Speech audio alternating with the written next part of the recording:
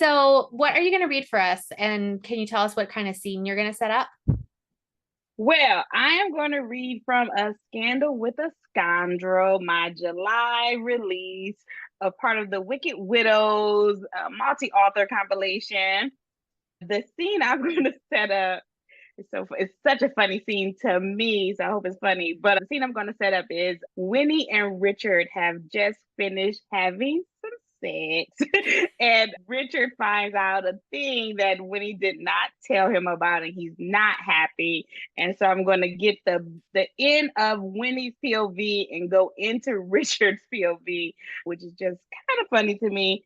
And I'm like, can you read sex scenes? But I'm going to pick it up at the end. So we'll see how it goes. All right, I'm excited. Take it away. As she caught her breath, it was then that Winnie noticed she was at the foot of the bed and not the head. How did that happen? Her mask was askew, but still on. She strained it, considering removing it altogether. Why was she hiding from him? Winnie had just had the most intimate experience of her life. She no longer wanted to hide herself from him. Richard rose off the bed, and Winnie could not even move to see where he had gone. He returned momentarily, the bed dipping from his sizable weight as a cool cloth touched her skin, cleaning off the evidence of their activities.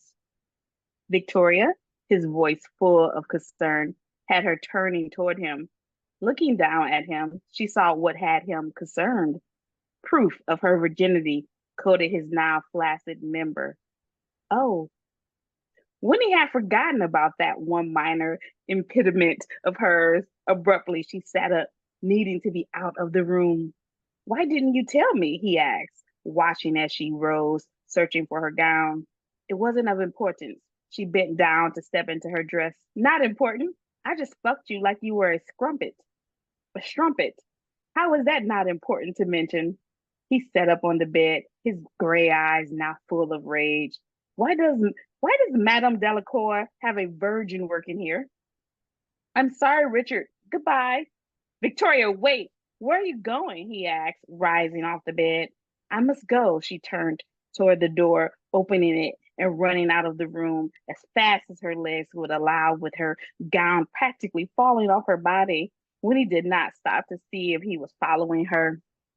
As she noticed the late hours, she saw the other rooms were open, some occupants coming out into the hall. She did not stop to see who they were. She just kept running. It was time for her to return to her life and put the entire ordeal behind her. Now, Richard. Richard tripped over his bare feet as cool air massaged his most intimate body parts. He tried to catch his goddess as she dashed out of the Gretna Green room and down the hall. Offending her was not his intention, but he couldn't help his anger. If only he had known she was pure, he wouldn't have been such a bloody beast. Damn it to hell, he was a fool. That she was unbearably tight for a woman of her chosen profession did nothing to deter him. It never occurred to Richard that she could be a virgin. A virgin! His legs shook beneath him as he walked down the hall. The thought of her sheath around his cock nearly brought him to his knees. In truth, he had never been with a virgin before. Even as an innocent himself, Richard had always been with women of experience. Dear God, man, put that thing away, the Duke of St. Clara exclaimed, waving his hand toward the lower half of Richard's body. Richard looked down, noticing that he was indeed naked as the day he was born. Damn it. He couldn't think. He had to find her, needed to see her again. St. Clair, always a pleasure, Richard grumbled at the other Duke, who was much younger than him, before turning around and walking back down the hall. Ignoring the whistles and the gas of the few occupants exiting their own room, Richard rushed back to the Gretna Green room. He wasn't shy. In fact, Richard was rather proud of his body. A regular amount of exercise, fencing, riding, and on occasion bare knuckle boxing kept him fit. What in God's teeth are you doing? Hendershot rushed up behind Richard as he entered the room in search of his clothing. I need to find her right now. Have you seen her? She was wearing a red gown and gold mask with flowing blonde hair.